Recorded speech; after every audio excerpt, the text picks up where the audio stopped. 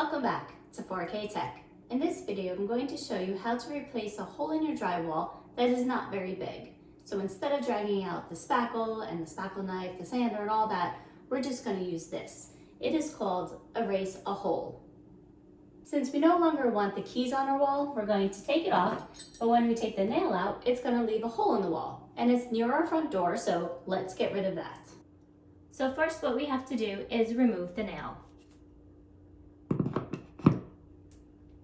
So now, let's erase the hole.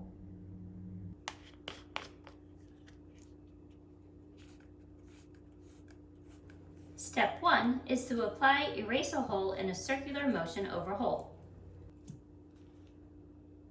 Then wipe excess using a damp sponge.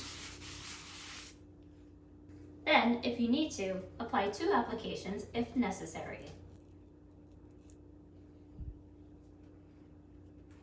Then wipe excess using a damp sponge. Then paint the area. And once you are all done, all you have to do is put the cap back on. And that's it. And now that the paint is dry, the hole has been erased. I think the Erase a Hole is great for small little projects like this.